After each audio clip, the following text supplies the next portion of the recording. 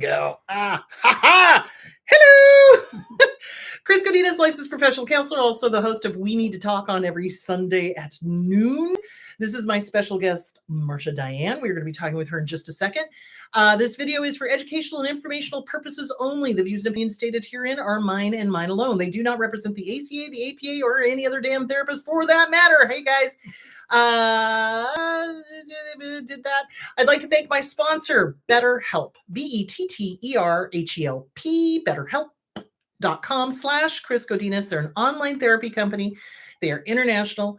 I've gotten great feedback from people using them. So thank you. BetterHelp.com/Chris Godinez. Okay, before we dive into our current events and ChatGPT and the state of the country, and oh my God, Marcia Diane is doing a seminar. She is the author of several books. Her books are fantastic. Her seminars are fantastic. So I'm going to let you talk about that.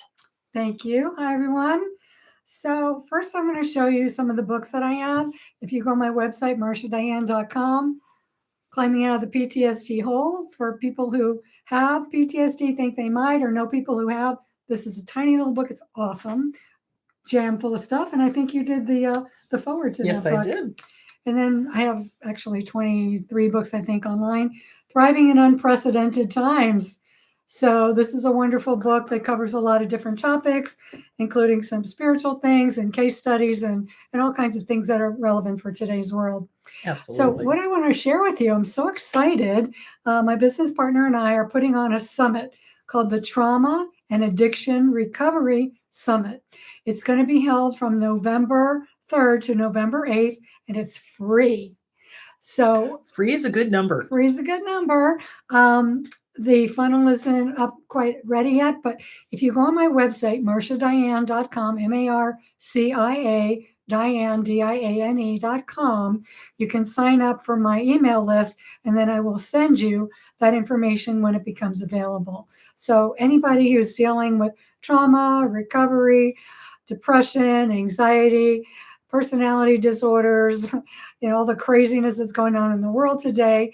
We all have problems. So anyway, I would love to have you in the summit. Like I said, it's totally free. You can do an upgrade to get a VIP so that you can have all of these speakers. There's over 30 speakers indefinitely, and workshops and all kinds of other stuff. So I'm really excited that that's happening. I'm interviewing some wonderful doctors and healers and all kinds of people who are working with people with trauma and addiction. That's awesome. And you recently interviewed a brain spotting guy. Yes, Dr. David Grand developed brain spotting, like I think you said 22 years ago. Mm-hmm. I knew a little bit about it, but in interviewing him, I learned a lot how brain spotting is amazing and what it can do to help people with all kinds of problems. He started off with working with a figure skater. Yeah. Didn't even have a personality problem or emotional problem or anything. Really, really helped that person. So anyway, get on my email list and I will send you information on the summit, and you'll be able to see a whole bunch of wonderful interviews with all kinds of people that are normally associated with trauma and recovery and sometimes not. Like one of our speakers is Laura Conover, Dr. Laura Conover, a medical doctor who has pioneered grounding and how grounding can help you physically, emotionally, mentally, and spiritually. Spiritually, yes. Everything. So my nutritionist, oh my God, it was so funny. I was just like stressing out because of all the things going on in the world. And she was like, I am going to have you go outside and put your feet in the grass, and you're just going to stand there in the sunshine and do positive affirmation. It's great. And it worked. It worked. Calm down. It worked. I did calm down. I was, because it was one of those things where Trump had done something amazingly anti-American, and I was like, freaking out. And I was like, and she was like, you need to go stand in the grass. Just stand in the grass. So it works. It works. Lots of those and so your books are awesome. I have read the Surviving in Interesting Times, or Unprecedented Times, Thriving in Unprecedented Times. It reminds me of that quote of that we should live in such interesting times. It's like, what? So yeah, your books are great, and they're great for people that have had, trauma, CPTSD, PTSD, absolutely. So, and do sign up for her free seminar because it will help you. Or if you know somebody who needs to, there you go. Okay. Are you ready to dive in? I'm ready. All right. Let's do it. Let's do current events, shall we? Speaking of grounding, everybody ground. Deep breath. So the thing that I find so frightening this week has been another one of those what the frick weeks. The thing that I find so frightening is that the American media is not covering what is going on. In Chicago, he invaded Chicago. He did. He sent ICE troops in. They did flashbangs. They took down a tenement building. They arrested American kids. They zip tied them. Some of them were dragged naked out of their houses. They arrested American citizens, and absolutely un-American, traitorous behavior, unacceptable. And no major media covered it. I mean, some of the local little CBS stations, ABC stations, things like that, but I didn't see anything on AP or any of the other, CNN. I didn't see any coverage of that at all. And a woman was shot by ICE, and they're claiming she rammed their car and they needed to do it in self-defense and that she had an AR-15 or something, But the interesting thing is there's no footage showing what really happened. I'm sorry. If our traitor in chief opens his mouth, he's lying. And these ICE troops are not above lying. You cannot trust what they say. So if you want to get what is going on in the world, go outside of the United States. Reuters is a good one, and the BBC. Those are the only two at this point. The AP has stopped reporting. So I don't know what BS Trump is pulling with the major media, but let me clue you into something. This is exactly what Hitler did. Exactly what Hitler did. And if you don't understand that, and if you don't recognize it, you clearly have not read history. And if you have not read history, you are doomed to repeat it. And let me tell you something. Those who do not want history taught intend to repeat it. So seriously, go read about what Hitler did in his rise to power. The first thing he did is he took over any and all media. The second thing he did is he called together all of his generals and forced them to take a loyalty oath. Now, that did not happen, thank God, on Tuesday or Monday. I can't remember which day it is now. They're all running into each other. But he tried. He tried, and Hegseth did this speech about how he was sick and tired of people walking around in the military that were not fit, and he demanded that everybody be fit and the correct weight, and that he was tired of seeing people in the White House and the Pentagon that were fat. And I'm like, have you seen the commander-in-chief lately? Hello. And he did this whole, chest pounding alpha male, women are going to be taken out of the military. I'm sorry. I think women are sometimes better fighters than some of the guys, because you have no idea the amount of rage we have. So anyway, there is that. So it was a weird speech. And the weirdest thing was Trump was giving his rambling speech, and in the middle of it, he stopped and he spelled out the word lore. Now, the people I have seen do that type of behavior were people that had Alzheimer's that were well into the disease. So it's like he was talking about the legend and the lore of the military, and all of a sudden he stopped and he went Lore, lore. I've only seen Alzheimer's patients do that kind of behavior when they're talking. So he is not fit, guys. He needs to be 25th amended. You know what I'm saying? It's not a verb, but it's not a verb, but I'm going to make it a verb. He needs to be removed. He does. He absolutely does need to be removed. And it's interesting that one of the Democratic leaders went up to Johnson and told him, hey, he's not well. And instead of defending Trump, he just well, there's a lot of people on your side that are not well either, which is an admission that he knows that Trump is not fit to serve. Trump needs to be removed. Absolutely. 110%. So the concern for me is that whoever is really running the country, because I can guarantee you it is not Trump. He does not have the mental capacity to do so. Whoever is running the country, whether it's Miller, Thiel, Kegsbreath. Oh, I'm sorry. Kegsbreath. Whoops. Hegsbreath. Yes, I did that on purpose. any of my dad was a Marine. Okay. I know enough about the military to know that his performance up there was an absolute disgrace, and expecting the military, who is supposed to remain impartial, to start clapping and approving is absolutely unprofessional and against what the military stands for. They took an oath to the Constitution, not to a person, not to a man, to the Constitution. 100%. Anyway, where was I going with that? Can I interject? Yes, please do. I've seen some videos on Facebook and Instagram where people who are military for life, they've been in 40 years or so, are talking about Trump as being a traitor. He is. Everything horrible about him. So a lot of people see this. But can we impeach him? They tried to impeach him on perfectly legal grounds that were very valid his first term twice, but the Republicans are just standing behind him. Yep. They're lackeys. They're not. They're complicit. They are 100% complicit. If you are complicit in supporting a pedophile, if you are complicit in supporting a traitor, you yourself are now accused of those two things. I'm sorry. Who you hang out with speaks volumes. So I'm sorry, there is no moral compass there. And for the Republicans to sit there and say, oh, it's the Democrats shut down the government. Bull tinky. House, Congress, SCOTUS, POTUS, all Republican. You want to blame somebody for the shutdown? It's the Republicans. The Republicans want to take away the ACA, the American medical that Obama came up with. And I can't even remember because every ACA, I'm like American Counseling Association. No, that's not it.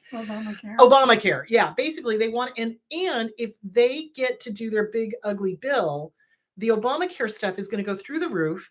People are not going to be insured. I don't think you guys quite understand how serious this is. They are wanting to shut down rural hospitals. They're wanting to take away Medicaid, Medicare. They're wanting to take away the Obamacare. And the very people, the very vulnerable and the very old and the very young are the ones who are going to suffer. And cruelty is the point.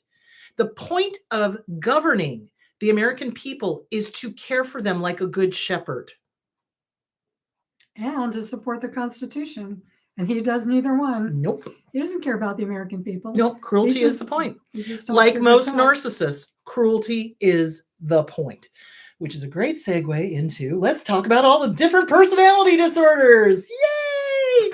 Marcia was like, those are not my thing. And I'm like, that's okay, because we can definitely talk about things that are related to them, because I think we can all relate to what we've had to deal with as counselors, or what we've come across as counselors. And some things, and this is something I wanted to talk about too, is that not all counselors are, we specialize, guys. We specialize. So I think sometimes people expect us to have, knowledge about everything, and we don't. It's like I have to look up studies. I have to look up, things that are relevant to what I'm talking about, because I don't know everything. And that's the sign of a good therapist. If a therapist says, you know what, I don't know, let me find somebody who does, or let me get back to you on that, then that's a good thing. So, all right. Well, I specialize in PTSD, anxiety disorders, addiction, trauma.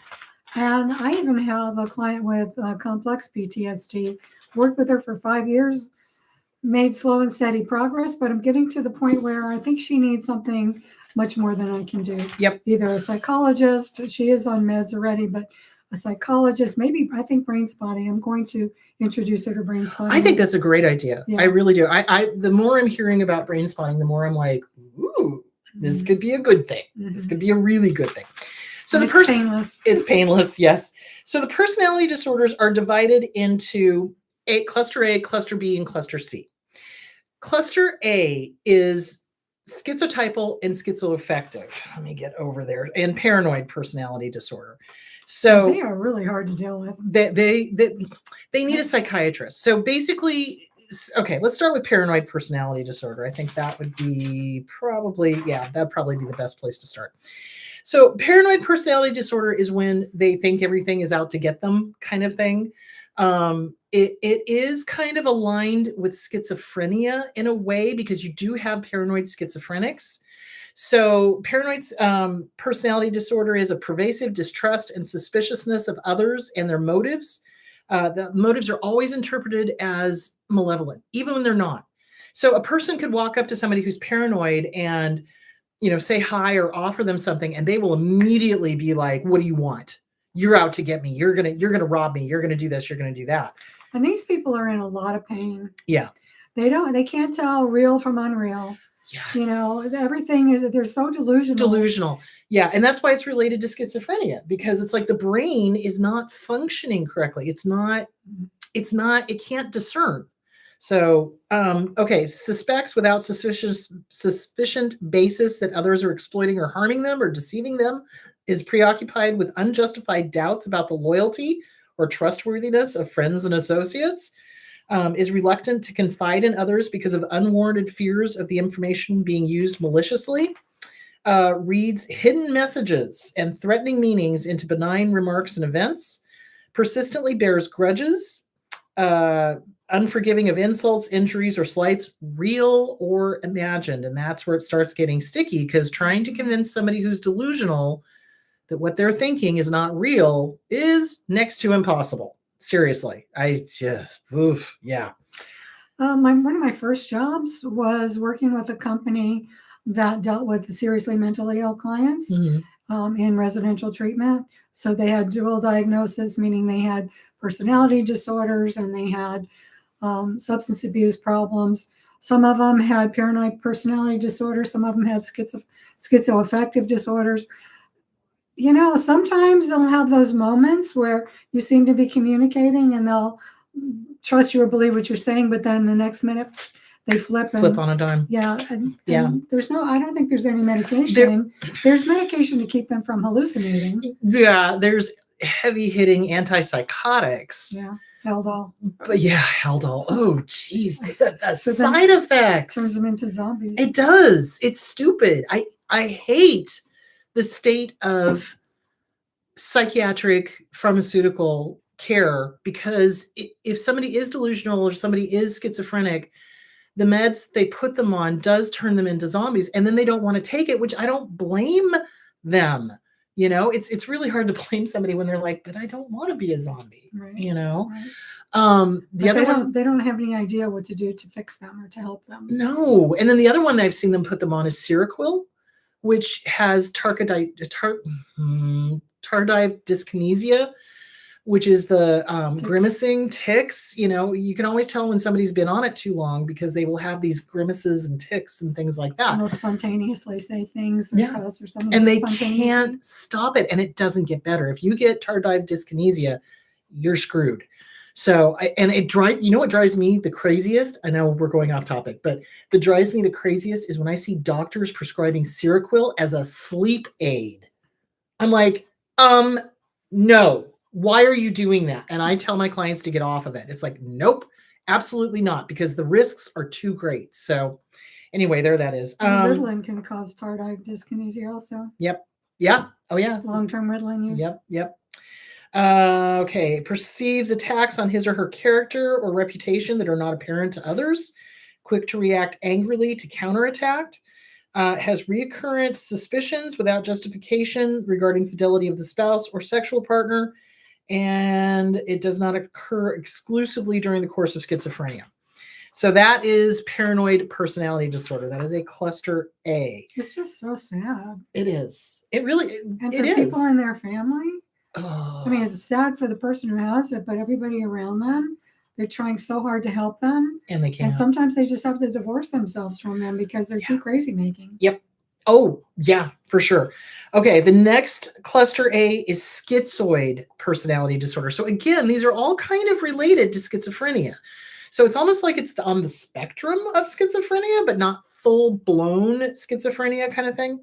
So this one is a pervasive pattern of detachment from social relationships and a restricted range of expression of emotions in interpersonal settings, beginning by early adulthood and presented in a variety of contexts as indicated by 4 or more of the following.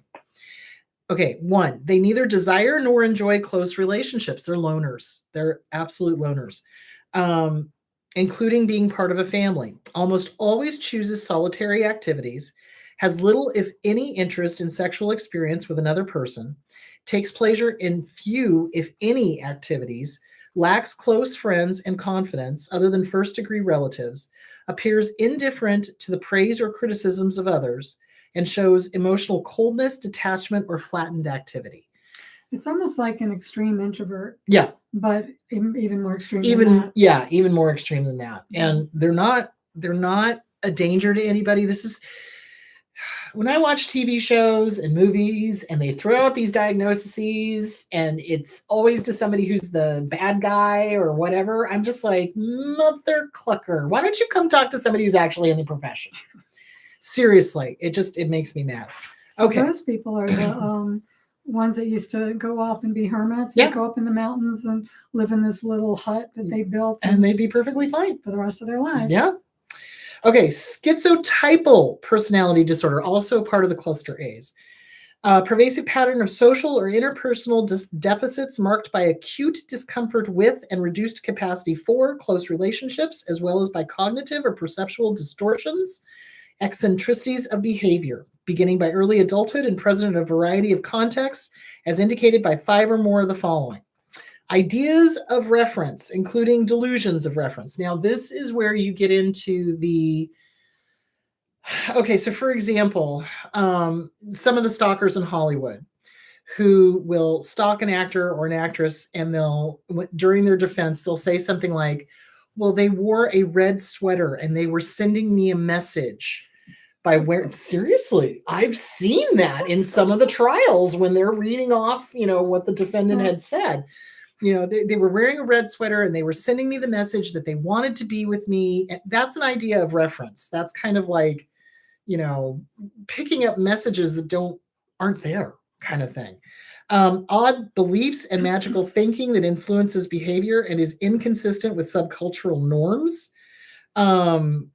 Again, the magical belief that this famous Hollywood star, like Jennifer Aniston's stalker, just got arrested.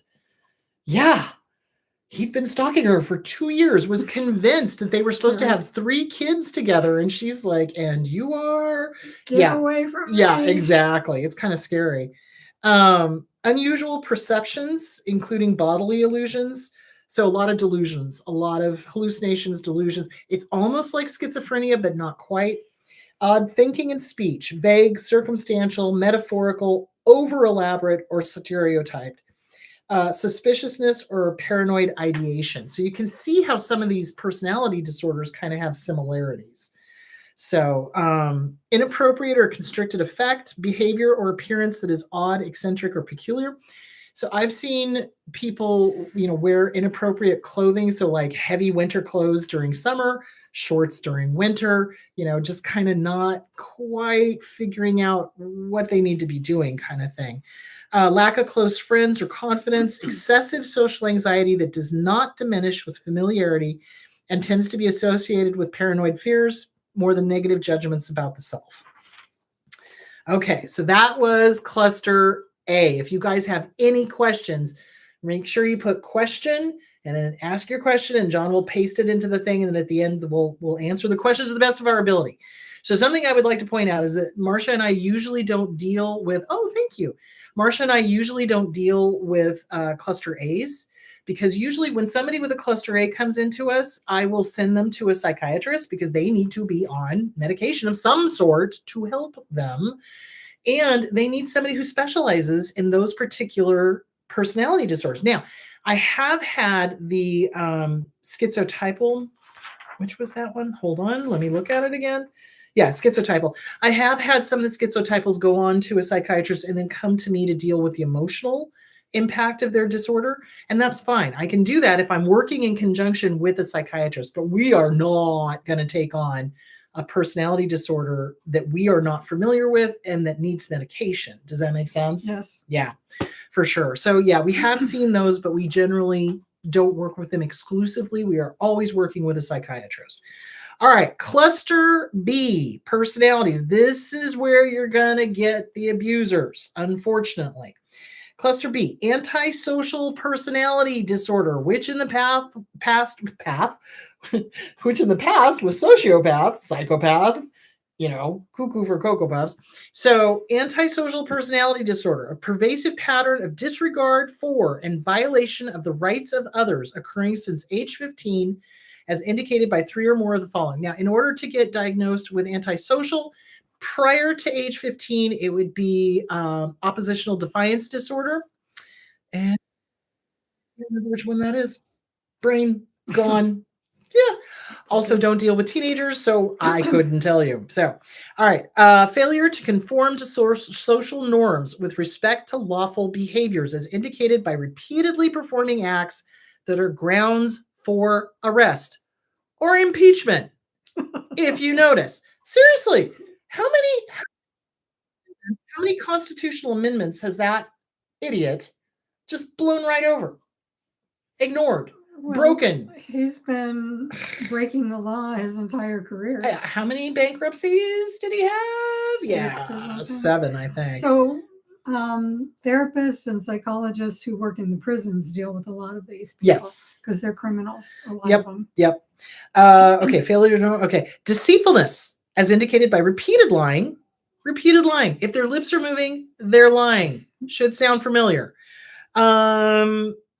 Use of aliases or conning others for personal profit or pleasure. So grifting, they're grifters. They will take the money and run, kind of thing. Impulsivity and failure to plan ahead. So the good news is that because antisocial is impulsive, they brag a lot and they don't think they're going to get caught because they're so freaking arrogant, because narcissists do that as well. And they don't plan. So they say things, they do things, and they don't expect anybody to remember what they've said or done. But then it eventually catches up with them at some point. Irritability and aggressiveness, as indicated by repeated physical fights or assaults. Reckless disregard for the safety of others. So playing chicken in the car with kids, that's reckless disregard for the safety of others. Consistent irresponsibility, as indicated by repeated failure to sustain consistent work behavior or honor financial obligations. How many narcissists do we know do that? Don't want to pay child support, don't want to pay spousal support, don't want to honor the debts that they have, don't want to, yeah, absolutely. Lack of remorse, as indicated by being indifferent to or rationalizing having hurt, mistreated, or stolen from another. So that is antisocial personality disorder. Now, what you will notice is when somebody becomes malignant, all of these personality disorders start overlapping. And it's really hard to tell what's going on because they will show signs of all aspects of all of the personality disorders. Mm-hmm. So, all right, that is antisocial personality disorder. That's because a lot of the characteristics are overlapping. Yep. Yeah. It's the paranoia, the lying, the lack of empathy. That was the one thing that stood out to me, is almost all of them, except for the cluster A's, had a lack of empathy. Yeah, they don't care about you. They don't care. They don't care. They have no ability to care about another person. Nope, they do not. There is something ain't right with that boy. You know what I'm saying? Hold on. Okay, borderline personality disorder. Now, borderline personality disorder is born of trauma. If you have borderline and you can get to a goddamn good trauma therapist, you can work on the trauma responses that you are doing. Okay, you can get better. And I have seen them get better when they work on the trauma. So borderline is born of trauma. Everything that a borderline does is a maladaptive way of trying to stay safe. It's a way of not being abandoned. So the worst fear for somebody with borderline personality disorder is being abandoned. So they will do these weird things like a preemptive abandonment. So they'll push people away that they really do love, because in their minds, it makes sense when you think about it. If you abandon them first, they can't abandon you. And they think that it's not going to hurt, but it still does. So, yeah. And also they can do a push-pull, like I love you, hate you, I love you, I hate you, I love you, I hate you. Push you away, dry your clothes. Yeah. Can't live without you. You're terrible. Yeah, yeah. You know, so it's one of the hallmarks is the idealization and the devaluation. So they will put somebody up on a pedestal and then tear them down. and then put them up on a pedestal and tear them down. It's almost like they're testing to see if the person is going to stay. Again, maladaptive, not a healthy way of doing things. Can't recommend it. So with borderline personality disorder, if you get with a good trauma therapist that will help you deal with the maladaptive behavior and deal with the original trauma so that you understand that trauma was not your fault. You did not deserve to be abandoned. You did not, or neglected, or whatever the parental unit did. So if you work on that stuff, work on self-esteem, absolutely, you can get better. Now, here's the caveat. If you don't work on it, you're going to start sliding down the scale. So in other words, when borderline personality disordered people do not work on the trauma, do not work on the maladaptive behavior, the behavior gets worse and worse and more egregious and more outrageous and nastier and more vicious. And eventually people are just like, nope, not going to deal with you. And they end up getting abandoned, which is the very thing that they were trying to avoid in the first place. So that's when we consider it malignant, when they've gone all the way down to the end and they're not interested in changing, not interested in helping themselves, not interested in stopping the behavior or any of that stuff. So, and any of the personalities can do that. Any of the personalities disorders can become malignant, especially narcissism, especially antisocial, and especially borderline. So, and it's really important for people who live with them, know them, love them, that you can't fix them. Because we want to. Our natural inclination is to want to help somebody. Yep. You know, and especially if you love somebody, you want to help them, but that can make you absolutely crazy and hurt you. You know, well, what you end up doing, like an addict, is you end up enabling them, and you do not want that. You do not want that. So in a way, the maladaptive behavior is addictive to the person with personality disorders, because it's worked in the past. And so they're always going to go back to it, just like an addict always goes back and, hey, I'm going to go hit the crack pipe again, thinking they're going to get the high, but it never is good. It never does work the way they want. So you don't want to enable them. You hold the line.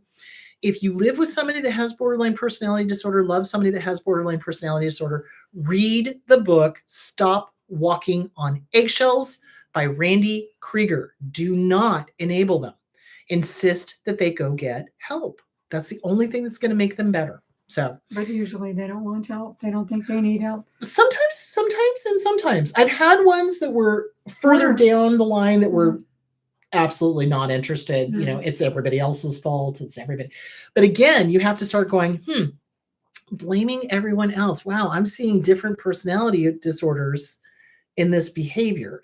And that is the thing about borderline, is that they do express the different personality disorder. Like on the couch one day, I had this one woman literally go through almost every single personality disorder, coming out of her mouth. And I was just like, wow, because it does kind of border on all of the different personality disorders when it gets further down the line. So, okay, borderline personality disorder, pervasive pattern of instability in interpersonal relationships, self-image and affects, and marked impulsivity, beginning in early adulthood and present in a variety of contexts, is indicated by 5 or more of the following: frantic efforts to avoid real or imagined abandonment, a pattern of unstable and intense interpersonal relationships characterized by alternating extremes of I love you, I hate you, idealization, devaluation, identity disturbance, markedly and persistently unstable self-image or sense of self. So they will often try on other people's personalities,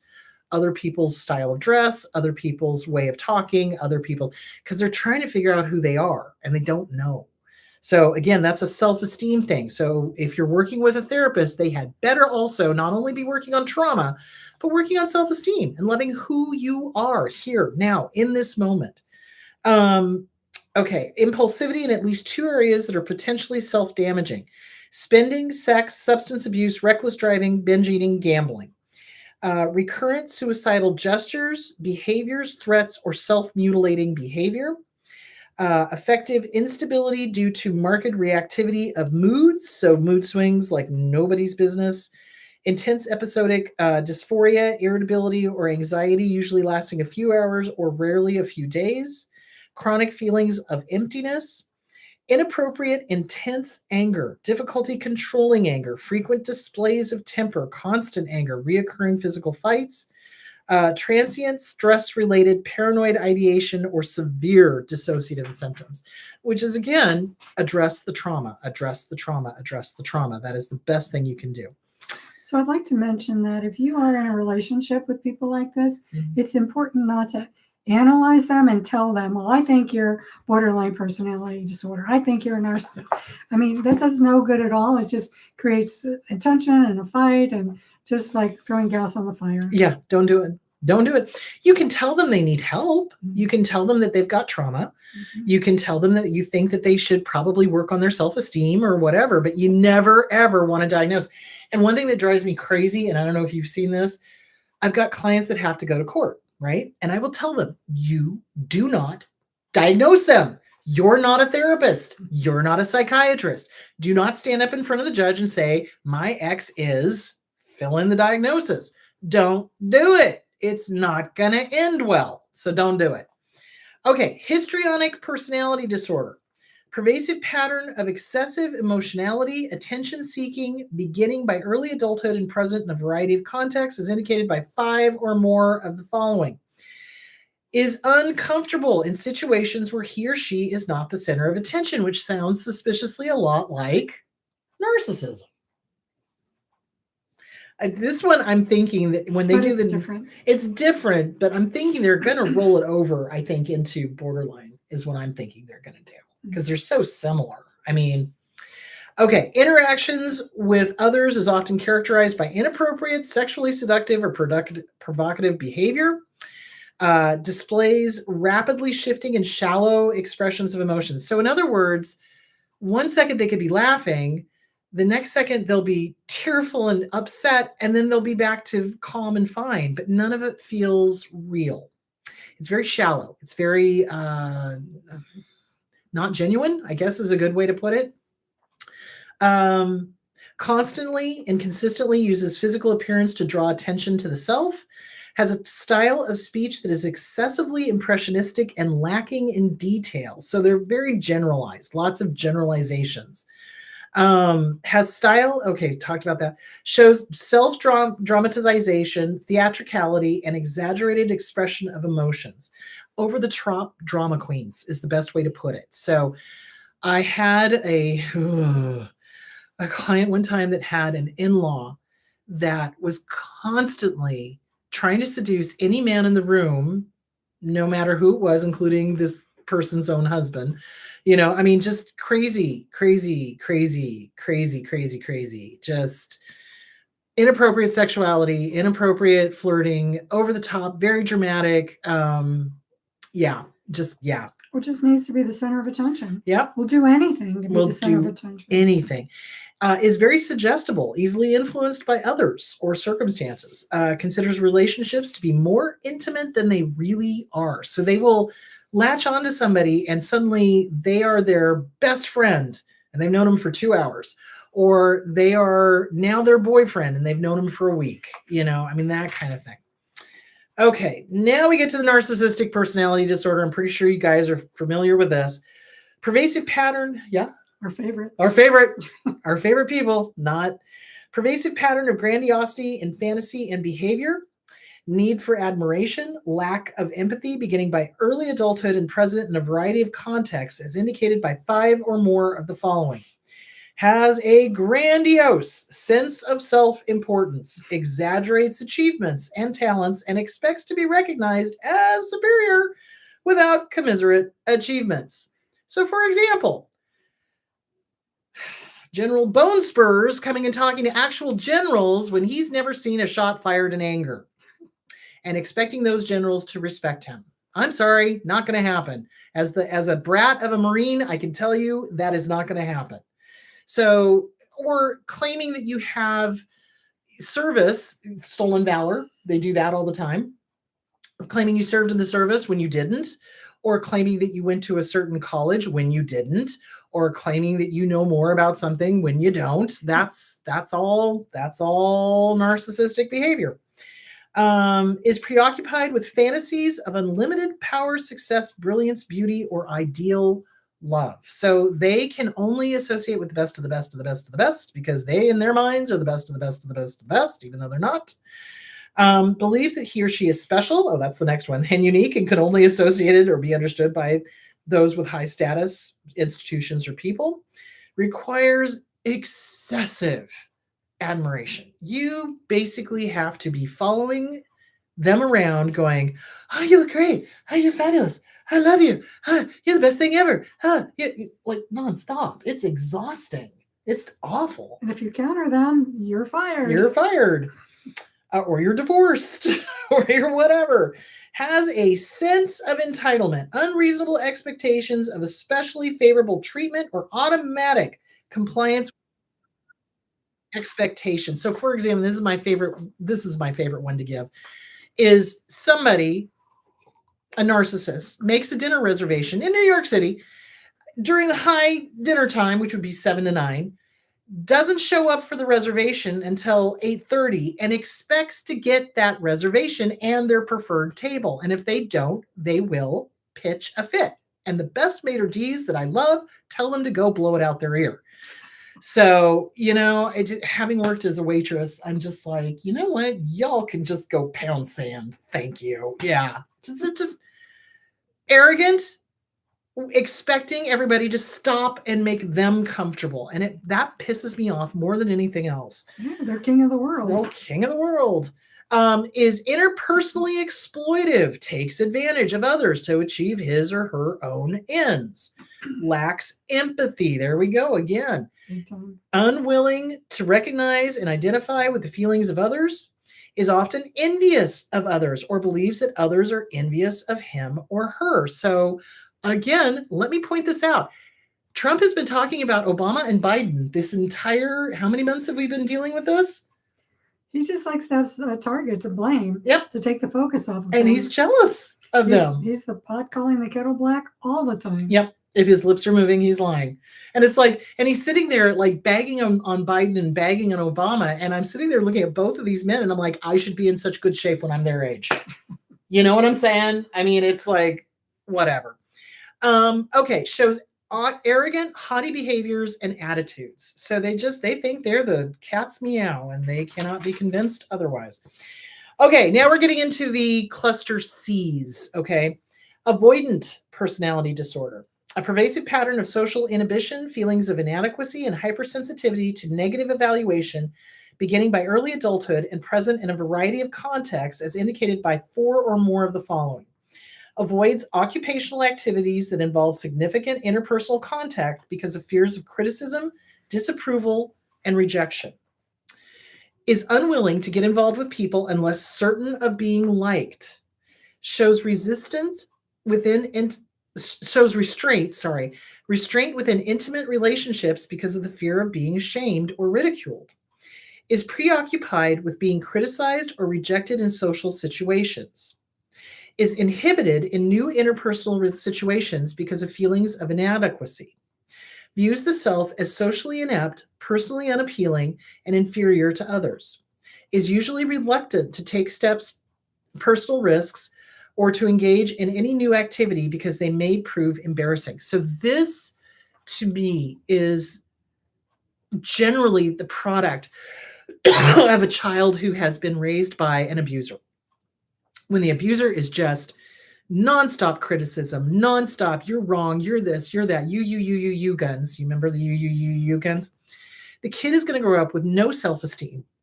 They're not going to know who they are. They're going to assume that if they go out and show themselves that they're going to be made fun of. And that makes me mad because they don't need to feel that way. So avoidant personality disorder, it's generally an attachment style that has happened. The parent has been neglectful, abusive, whatever, not encouraging, not supportive, not helping that kid. And excuse me, it can be helped. It can be helped with working on self-esteem, working on attachment, working on basic assumptions, doing mirror work, that sort of good trauma, working on the trauma, work on the trauma, and you can help fix that. So that is avoidant personality disorder. Okay, dependent personality disorder. A pervasive and excessive need to be taken care of that leads to submissive and clinging behaviors and fears of separation beginning by early adulthood and present in a variety of contexts, as indicated by 5 or more of the following. Has difficulty making decisions without excessive amounts of advice and reassurance from others. Needs others to assume responsibility in most major areas of his or her life. Has difficulty expressing disagreement with others because the fear of loss of support and approval. Does not include realistic fears of retribution. Has difficulty initiating projects or doing things on his or her own because of a lack of self-confidence and judgments and abilities rather than lack of motivation or energy. Goes to excessive lengths to obtain nurturance from others to the point of volunteering to do things that are unpleasant. So this is a part of codependency. So that can be dealt with, working on the codependency, the trauma, obviously. Feels uncomfortable and helpless when alone because of exaggerated fears of being unable to care for him or herself. Urgently seeks another relationship as a source of care and support when that relationship ends. Is unrealistically preoccupied with fears of being left to take care of him or herself. So again, parenting, it goes back to the inner child. The inner child does not believe they are capable of doing what needs to be done. So they do the codependency thing and they lean on somebody like that. And what's worse is if they get with somebody that they do this, because then if one goes away, ka-thunk, both of you. Or in this case, if that person goes away, ka-thunk, no bueno. So again, I believe dependent personality disorder directly relates to how that child was raised, how that child was treated, whether that child was given permission to explore their world. So helicopter parents that are constantly stopping the kid from doing stuff, no bueno. Kids need to go out and make mistakes. How do babies learn how to walk? They toddle along, fall on their head. I had one that just loved to fall on their head. It always freaked me out. I'm like, no, don't know. My God. So he turned out okay. Takes all kinds to make a world. Oh my goodness. But anyway, they fall on their heads, they fall on their butt, but then they stand up and they kind of figure out, oh, okay, so what I did last time didn't work. Let me try this. But if the parent runs over there and stops them from trying something new, the kid's going to get the message really quickly. Oh, I made a mistake. I'm being judged. I shouldn't try something new. It's learned helplessness. Learned helplessness. Oh yeah, that is super annoying. All right, and then obsessive compulsive personality disorder. So these are the C's. This is cluster C's. Pervasive pattern of preoccupation with orderliness, perfection, and mental and interpersonal control at the expense of flexibility, openness, and efficiency, beginning by early adulthood and present in a variety of contexts, as indicated by 4 or more of the following. Is preoccupied with details, rules, lists, order, organization, or schedules to the extent that the major point of the activity is just lost, because now you're just focused on the list and you're not actually doing. Shows perfectionism that interferes with task completion. Is unable to complete a project because his or her own overly strict standards are not met. Fear of judgment. Is excessively devoted to work and productivity to the exclusion of leisure activities and friendships, not accounted for by obvious economic necessity. Is overly conscientious, scrupulous, and inflexible about matters of morality, ethics, or values, not accounted for cultural or religious identification. So it's kind of like black and white thinking. It's either this or that. So there's no gray area for them. Is unable to discard worn out or worthless objects even when they have no sentimental value. Hoarding. Oh my God. I see that a lot, although that generation is starting to die off, but I saw that a lot with the Depression era babies. A lot. My dad hoarded stuff that you were just sitting there looking at him going, why do we need 27 jars full of bent, rusty nails? I don't understand. When my dad was in his 90s, his bottom drawer of his dresser was filled to the brim with cuttings at the bottom of his pants from his whole life. You know how in the old days they had to, patch stuff up. Well, yeah, but they also would tailor made the length of the pants to Yeah. suit that particular person. Yeah. He kept this stuff for like 50, 60 years. My dad, I know. what is this for? And that's the thing that is Oh, in so. case I need to patch something. Have you ever patched something? Have you ever patched No. something? Yeah, that was the other thing. So we lived out on a ranch, right? And when my dad died, it was a nightmare cleaning out that because he had a shop, he had a garage, and he had the house. And it was filled floor to ceiling with junk, like just junk. You're sitting there going, this lamp does not work. And I'm not an electrician. And it wasn't like an antique lamp. It wasn't like, a valuable lamp. It wasn't, I'm just like, okay. So it's like for months we had to like sort through what needed to stay, what needed to go. In the shop, I'm not kidding you. He had 1, 2, 3, 4 rows of tires that went like 100 feet long. I'm not kidding you. Like just tires, tractor tires, car tires, the whole thing. I'm like, why? Why do we have so many tires? Why? My dad had OCPD. So in his 90s, we moved him out of his apartment that he'd lived in for 20 plus years and never cleaned. Oh. Although when I lived with him, we had to clean every week. But anyway, he had these rabbit paths. So they were stacks like 4 or 5 feet high of Golf Digest, National Geographics. Yes. This guy hadn't even been able to read for years. His Yep. eyesight was so bad. Yep. So my sister and I went in there to help prepare him for the move. And we're like, okay, we're going to throw these away. Oh, no, don't throw them away. They're valuable. Don't throw them away. That my dad did the same thing. We'll give them to the library in the building so other people can read them. No, I want them. I know. It's insane. And again, hoarding is a trauma response. So that is something that can be dealt with a trauma therapist. Yeah, so he was a depression era baby. Yeah. Sure. Well, that was a big trauma when you think about Well, it. he wasn't a baby actually. He was born in 1907. Yeah. Yeah. So he's older than my dad. So my dad was born in 21. So yeah. But yeah, they remember, man. They remember. Oh yeah. Adopts a miserly spending style towards both self and others. Money is viewed as something to be hoarded for future catastrophes. Makes total sense. Shows rigidity and stubbornness. So that is OCD. So there is OCPD. Yeah.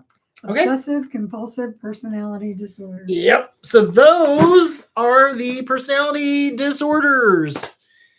In a nutshell, most of them can be dealt with working with the trauma, working on self-esteem, working on assertiveness, working on, mirror work and that type of thing. Some of them cannot. Narcissism does not get better, guys. Narcissism does not get better. I know Frank Anderson said that they temporarily do. Well, the only time I've ever seen them temporarily get better is if a judge had their eyes on it. Seriously. And that's the only time I've ever seen it get better. So, well, they have to recognize that they're part of the problem. They don't. That they have to take responsibility They don't. for the things that they've done. They don't. And if they're not able to do that, how can you help them? They don't get better. Exactly. And that's the thing. Borderline can get better. Especially if they can do those things. So a lot of times when I do have borderlines that come to me, it's because they've been driven into therapy because they recognize they're alone. Nobody wants to be around them. They finally are able to go, okay, it's me, it's not everybody else.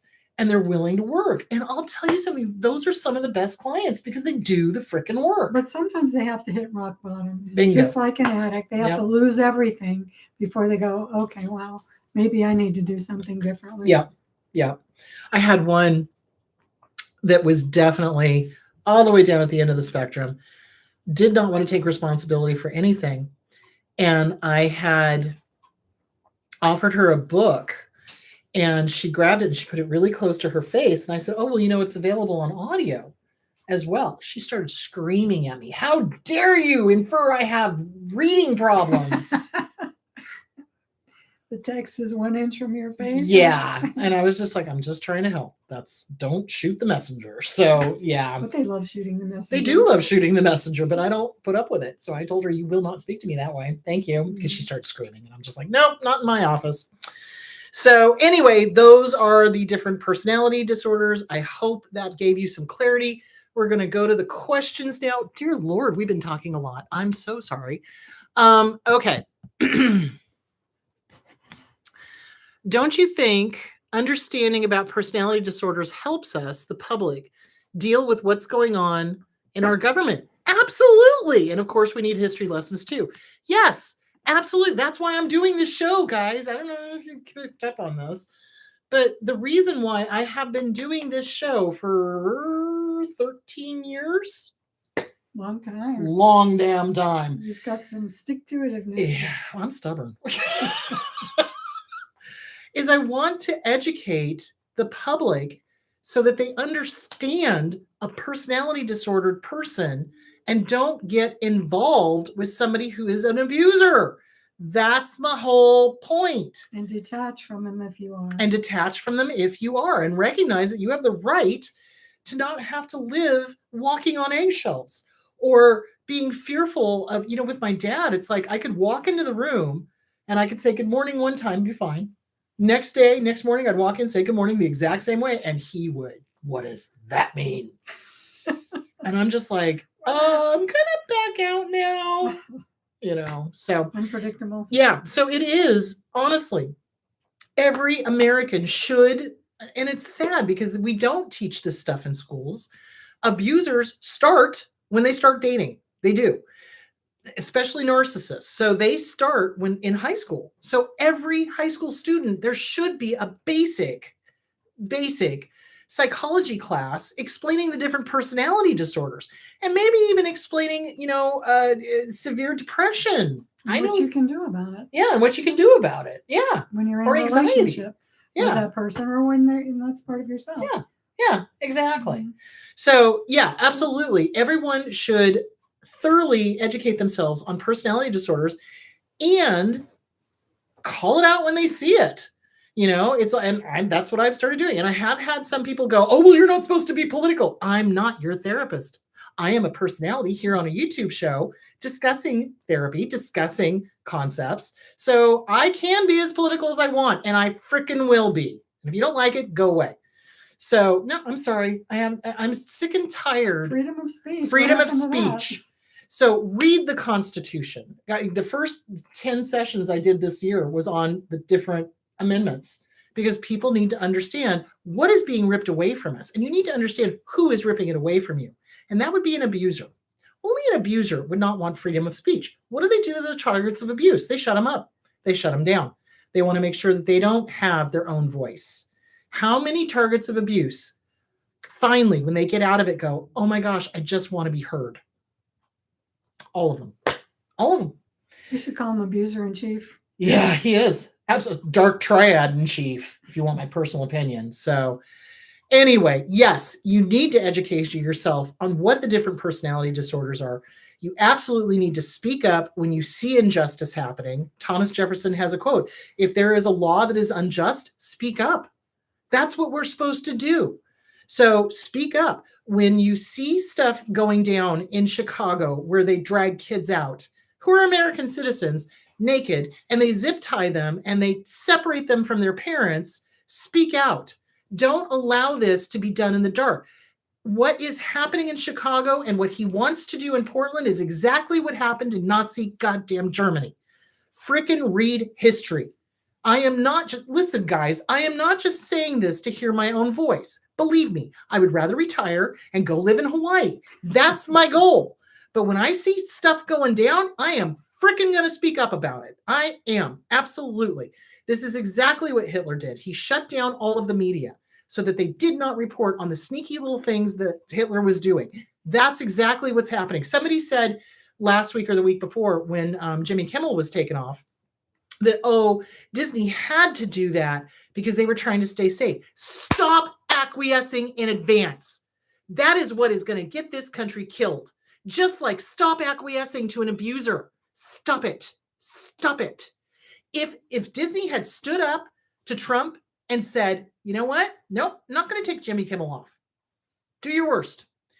I'll talk to my lawyers. Have fun with that. That's what they should have done. And that is exactly what I will do if somebody comes at me and is like, oh, you can't say whatever. We're going to do this, that, and the other thing to you. Fine. Speak to my lawyers, mother clucker. Do it. Speak to my lawyers. I am not going to acquiesce in advance. I would rather die on my knees or die on my feet than live on my knees. So go blow it out your ear. So stand up to fascism, stand up to narcissism, stand up to the antisocial behavior you see in these politicians and the cabinet. I'm sorry, I have no respect for Keg's Breath. I have no respect for Noam. She shot a puppy, and she thinks that makes her badass. Let me tell you something. I have rescued dogs my entire life. I have taken on dogs that have bit me multiple times because they were scared or whatever. And you know what I ended up doing? Working with them and giving them a great life and loving them. I didn't need to shoot them. I needed to work with them. But working with them takes hard work. Working with them takes getting your ego the bleep out of the way. And I don't think that biatch can do that. So I don't trust somebody that shoots a puppy. I don't trust somebody who has not seen real service telling real servicemen what to do. Sorry, I don't follow that. So anyway, there that is. Thanks you guys for tuning in. Okay, again, Marcia, please tell people where they can find you and about your seminar and stuff. Thank you. So marciadiane.com, marciadiane.com. There's all my books, like these 2 books I brought with me, Thriving in Unprecedented Times. Great book. Climbing Out of PTSD Hole, all about different types of PTSD and what you can do about it. And get on my email list so that I can send you an invitation to join the summit. The summit's the first week in November. There's going to be 30 plus speakers, lots of wonderful speakers, like we mentioned, Dr. David Grand, but there's more. So we'd love to have you. It's free. How can you beat that? You cannot beat free. And if you want, you can buy the VIP program, which is only $27. So you can have all of it for free or access to it for the rest of your life. There you go. Plus more. So yeah, please join me. I think you'll be really pleased you can. If you're interested in mental health, if you're interested in resolving trauma, addiction, anxiety, depression, all those things that affect you or affect your loved ones, do join and you'll learn a ton and it'll be fun. Absolutely. All right. So I'm going to leave you with 2 things. Next week, we are going to be discussing depression in regards to having been abused and what you can do to help yourself non-pharmaceutically. Also, I want to leave you with this quote. This is my personal motto. We do not negotiate with emotional terrorists. I love it. Period. So there it is. All right. You guys go be awesome. And I will talk to you next week. Thank you, Marcia Diane, for showing up. Thanks for having me. All right. See you guys later. Thanks for being there. Bye. Bye.